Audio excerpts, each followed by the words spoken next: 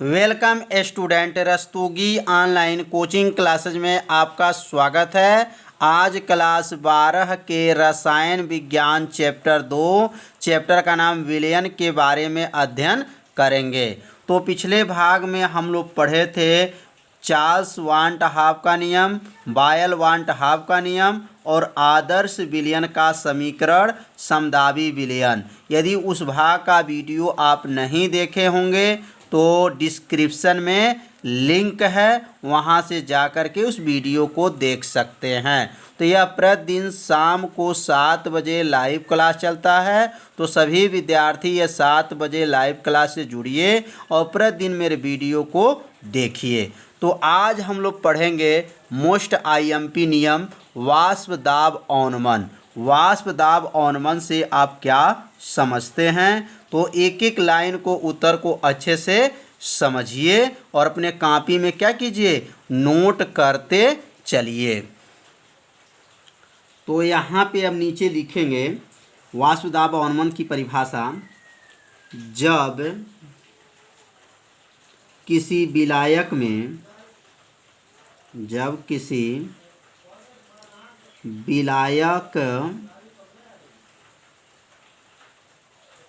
विलायक में कोई अपद्रव्य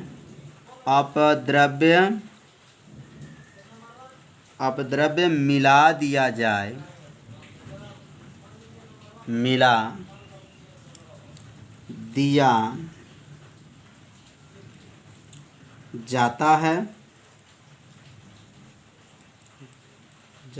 है तो उसका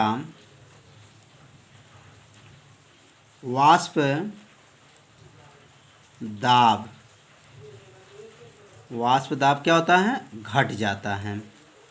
वाष्प दाब घट जाता है। कितना आसान है। जब किसी विलायक में कोई अपद्रव्य मिला दिया जाता है तो उसका वाष्प दाब क्या होगा? घट जाता है। वाष्प दाब में यह कमी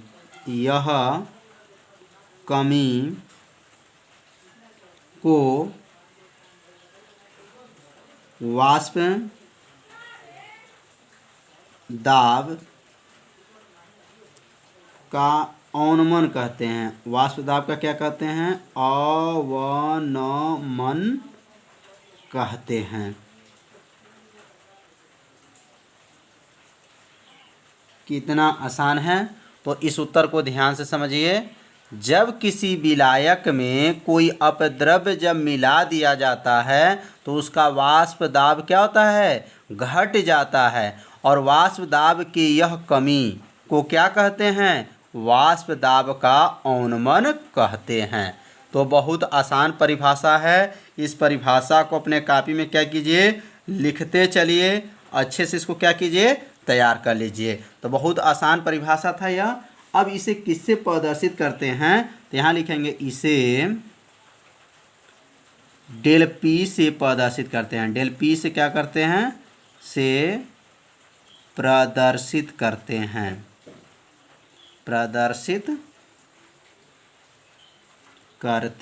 हैं।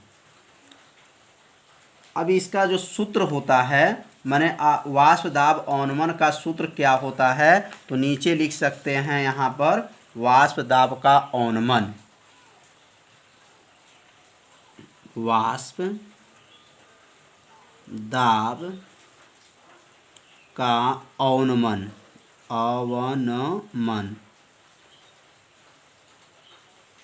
डेल पी बराबर होता है P0 माइनस PS। तो इस सूत्र को अपने कॉपी में क्या कीजिए, नोट कर लीजिए। इस सूत्र के सहायता से जब आगे चल के न्यूमेरिकल को हल करेंगे तो यह सूत्र का प्रयोग किया जाएगा। तो वाष्प दाब का अवनमन का सूत्र है डेल P बराबर P0 माइनस PS। अब P0 का नाम क्या है और PS का क्या नाम है? तो अब यहाँ लिखेंगे जहाँ P0 बराबर, और यहाँ लिख देंगे PS बराबर। तो P0 का नाम है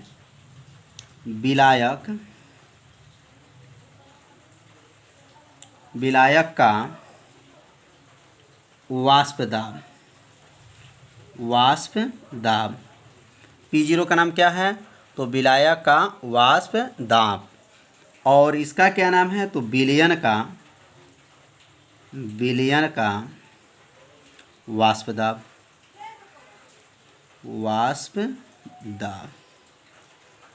तो दोनों को समझ में आ गया होगा प्रतीक का क्या नाम है। तो P0 का नाम है विलायक का वाष्प दाब और PS का नाम है विलयन का वाष्प दाब। तो समझ में आ गया होगा। वाष्प दाब अवनमन का अर्थ होता है कमी। जब कोई विलायक में कोई अपद्रव्य पदार्थ को जब मिलाया जाता है तो उसके वाष्प दाब में कमी आ जाता है, और इस कमी को ही क्या कहेंगे? वाष्प दाब का अवनमन कहते हैं। और वाष्प दाब के अवनमन को किससे प्रदर्शित करते हैं? तो डेल P से प्रदर्शित करते हैं। और डेल P का सूत्र क्या होता है? तो P0 माइनस क्या होता है? PS होता है। और P0 का नाम क्या है? तो विलायक का वाष्प दाब है। और PS का क्या नाम है? तो विलयन का वाष्प दाब है। तो समझ में पूरा आ गया होगा वाष्प दाब अवनमन क्या है। तो अगला हेडिंग समझेंगे क्वथनांक का उन्नयन।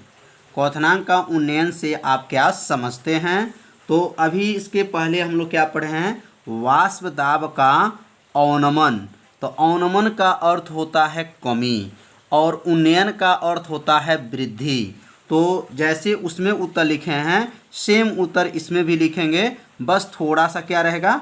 बदलाव रहेगा। तो परिभाषा को एक एक लाइन समझिए और अपने कॉपी में क्या कीजिए? नोट करते चलिए। तो यहाँ लिखेंगे जब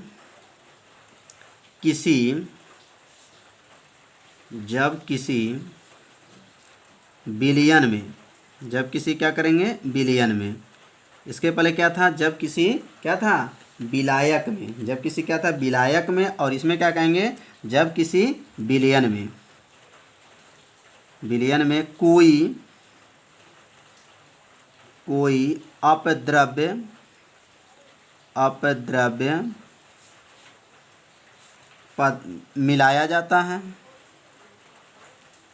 मिलाया जाता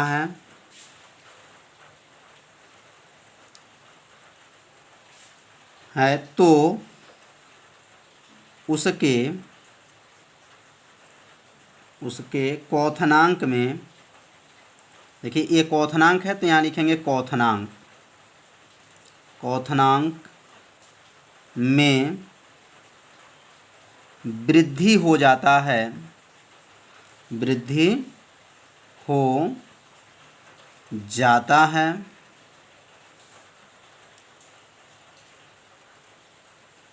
इस वृद्धि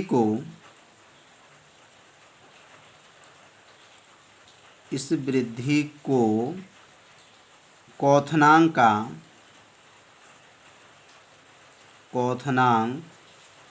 का उन्नयन कहते हैं। क्वथनांक का क्या कहते हैं? उन्नयन कहते हैं।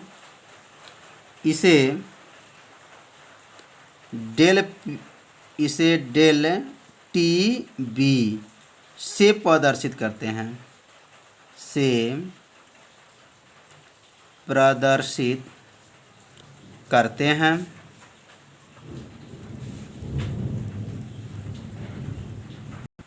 तो अब इसके बारे में समझेंगे। जब किसी विलयन में क्या कोई अपद्रव्य मिलाया जाता है। इसके पहले हम लोग पढ़े थे विलायक में कोई अपद्रव्य मिलाया जाए, और इसमें हम लोग क्या पढ़ेंगे? जब किसी विलयन में कोई अपद्रव्य मिलाया जाए। बस यहाँ पे चेंजिंग है, इसमें पहले विलायक, अब क्या बोलेंगे? विलयन। तो मिलाया जाता है तो उसके क्वथनांक में क्या हो जाती है? वृद्धि हो जाता है। इस वृद्धि को क्वथनांक का क्या कहते हैं? उन्नयन कहते हैं। इसे डेल TB से प्रदर्शित करते हैं। तो परिभाषा तो समझ में आ गया होगा। एक में क्या था? वृद्धि था, और एक में क्या है? कमी है। तो एक एक लाइन को अपने इस परिभाषा को क्या कीजिए, कॉपी में लिखते भी चलिए। अब इसका सूत्र लिखेंगे। अब यहाँ लिखेंगे क्वथनांक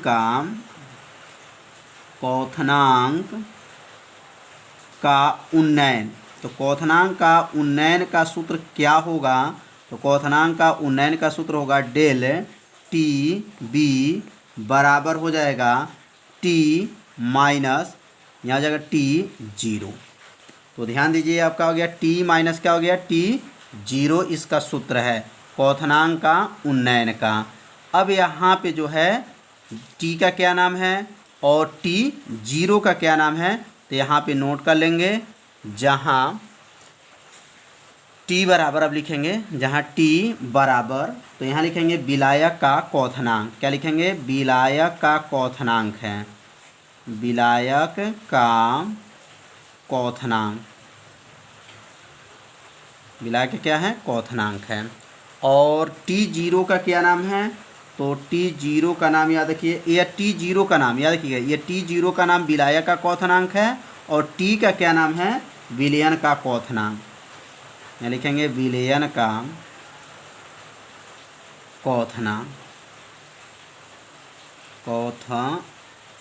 क्वथनांक। तो ये समझ में आ गया, टी जीरो विलायक का क्वथनांक और टी का क्या नाम है? विलयन का क्वथनांक। तो क्वथनांक का उन्नयन पूरा समझ में आप लोग को आ रहा होगा। तो क्या आप समझिए, अब इसे क्या करेंगे, अपने कॉपी में जब लिखे होंगे तो आपको क्या हो गया होगा, पूरा समझ में आ गया होगा। अब हम लोग इसका दूसरा परिभाषा समझेंगे। इसका दो परिभाषा बना सकते हैं। क्वथनांक का उन्नयन का परिभाषा तो ये किया देखें। अब दूसरा परिभाषा यहाँ लिखेंगे या लिख लेंगे और इसका दूसरा परिभाषा हो जाएगा। अब थोड़ा सा सूत्र से अब बोल सकते हैं। इसका क्या नाम है? टी का नाम क्या बताए हैं? तो टी का नाम विलयन है और टी जीरो का नाम क्या बताए हैं? विलायक है। तो विलयन और विलायक, ध्यान दीजिए, विलयन और विलायक के क्वथनांकों के अंतर, ये माइनस है तो अंतर बोलेंगे। तो यह विलयन का और यह क्या है? विलायक के क्वथनांकों के अंतर को क्वथनांक का उन्नयन कहते हैं। कितना आसान परिभाषा। इसी सूत्र से इसका परिभाषा बना सकते हैं। तो नीचे लिख सकते हैं दूसरा परिभाषा, विलयन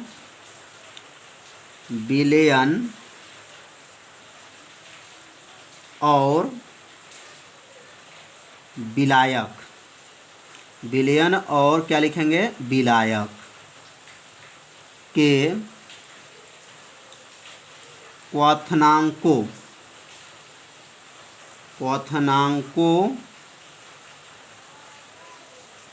का अंतर को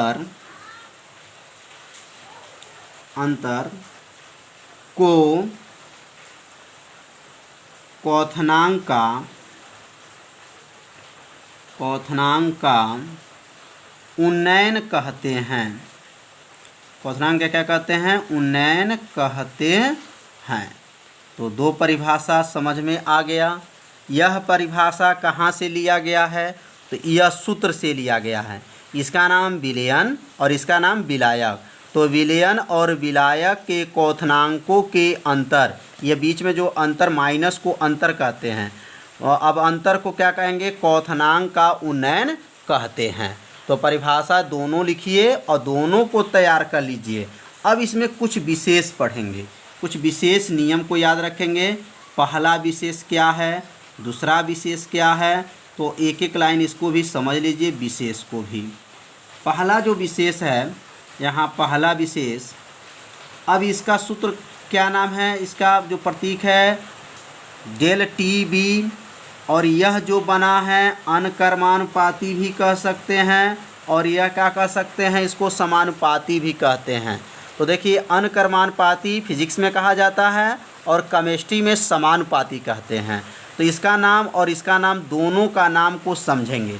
इसका क्या नाम बताए हैं? तो इसका नाम बताए हैं क्वथनांक का उन्नयन। क्या है? क्वथनांक का उन्नयन। और इसका क्या नाम है? वाष्प दाब का अवनमन के क्या होता है? समानुपाती होता है। तो इसके नीचे हिंदी में लिख देंगे, इसका पहले नाम और इसका नाम लिखेंगे। तो यहाँ लिखेंगे क्वथनांक क्वथनांक का उन्नयन, क्वथनांक का क्या है, उन्नयन, कामा दे करके वाष्प दाब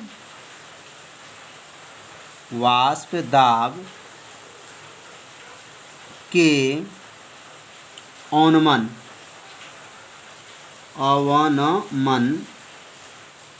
वाष्प दाब के क्या, अवनमन के समानुपाती होता है, के समानुपाती होता है, समानुपाती होता है। तो पहला विशेष समझ में आ गया होगा कि क्वथनांक का जो उन्नयन होता है वाष्प दाब के अवनमन की क्या होता है, समानुपाती होता है। तो पहला विशेष अपने कॉपी में लिख लीजिए। अब हम लोग दूसरा विशेष समझेंगे। अब यहाँ जो दूसरा विशेष है, अब दूसरा विशेष का क्या नियम है, अब यहाँ नीचे दूसरा जब लिखेंगे, इसका प्रतीक क्या नाम है, डेल टी बी। इसका क्या नाम है, क्वथनांक का उन्नयन समानुपाती किसके, मोलल सांद्रता। मोलल सांद्रता किससे प्रदर्शित करते हैं, तो स्मॉल यम से प्रदर्शित करते हैं। इसका क्या हो जाएगा, क्वथनांक का उन्नयन उसके मोलल सांद्रता के क्या होता है, समानुपाती होता है। इसके बाद से जब इसको यहाँ से हटा देंगे तो एक नियतांक आ जाएगा, और यहाँ नियतांक को क्या लिख सकते हैं, यहाँ पर डेल टी बी बराबर यहाँ लिखेंगे के बी, और बगल में क्या हो जाएगा, यम। तो जहाँ जो है नाम लिख लीजिए, जहाँ के बी का क्या नाम है, तो जहाँ के बी एक क्या है, स्थिरांक भी बोल सकते हैं और नियतांक भी बोल सकते हैं। तो स्थिरांक कब बोलेंगे, तो केमिस्ट्री में याद रखेंगे, केमिस्ट्री में स्थिरांक और फिजिक्स में नियतांक। तो यह के बी एक क्या है, स्थिरांक है, तो स्थिरांक हो गया। यम का क्या नाम है, तो यम का नाम मोलल उन्नयन आपका हो जाएगा। मोलल इसका क्या नाम है, मोलल सांद्रता कहते हैं यम का। तो यहाँ के बी ये कौन सी है, स्थिरांक हो गया, और डेल टी बी का क्या नाम है, तो क्वथनांक का उन्नयन नाम है। तो अब यहाँ पे जो लिख सकते हैं, यह स्थिरांक है जो उसका नाम है, जो मोलल उन्नयन स्थिरांक है।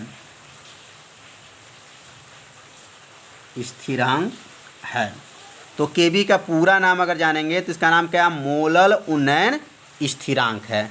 तो इसका अब हिंदी यहाँ पे चाहे तो यहाँ हिंदी यहाँ पे लिख लीजिए, और नहीं तो इसके ऊपर ही लिख लीजिए, ऊपर लिख करके तब इसके बाद से इसको लिख लीजिए। तो अब हम यहाँ पे ही लिख देंगे कि इसका क्या नाम बताए हैं, क्वथनांक का उन्नयन। यहाँ लिखेंगे क्वथनांक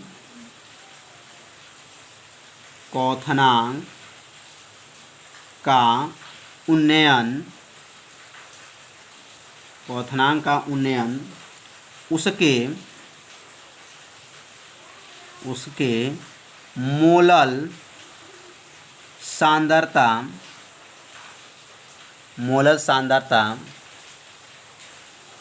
के समानुपाती होता है। मोलल सांद्रता के क्या होता है, समानुपाती होता है। तो यह परिभाषा जो है इस यहाँ भी लिख सकते हैं, नहीं तो आप जहाँ लिखे हैं तो यहाँ पर इसकी परिभाषा को लिख लीजिएगा, और इसके बाद इसको यहाँ पे नोट कर लीजिएगा। तो मोलल उन्नयन स्थिरांक क्या है, तो केबी हो गया, और यह कहाँ से ये लिखा गया है, तो इसी से इसको लेकर के परिभाषा को यहाँ लिखा गया कि क्वथनांक का उन्नयन उसके मोलल सांद्रता के क्या होता है, समानुपाती होता है। तो दोनों विशेष बढ़िया से आपको क्या हो गया होगा, समझ में आ गया होगा। अब अगला समझेंगे क्वथनांक का उन्नयन और अणुभार में संबंध। पहला हेडिंग हो गया, ध्यान दीजिए, क्वथनांक का उन्नयन और अणुभार में संबंध। या दूसरा इसका हेडिंग हो सकता है मोलल उन्नयन स्थिरांक और अणुभार में संबंध। तो दोनों हेडिंग का आंसर एक ही होगा, पेपर में क्वेश्चन को बदल दिया जाता है। कभी क्वेश्चन को ऐसे पूछा जाएगा कि क्वथनांक का उन्नयन और अणुभार में संबंध, या मोलल उन्नयन स्थिरांक और अणुभार में संबंध। तो क्या संबंध होता है, इस संबंध के बारे में हम लोग समझेंगे और इसका सूत्र को ये याद रखेंगे। यम बराबर होता है 1000, यहाँ लिखेंगे KB और यहाँ लिखेंगे W बटा हो जाएगा गुणे बटा में लिखेंगे डेल TB और बड़ा यहाँ W। देखिए यहाँ पे एक बार छोटा W बड़ा W, ध्यान दीजिएगा, यह छोटा W और ये क्या है, बड़ा W। तो 1000 क्या होगा, KBW बटा डेल TBW, यही इसका क्या है, सूत्र है।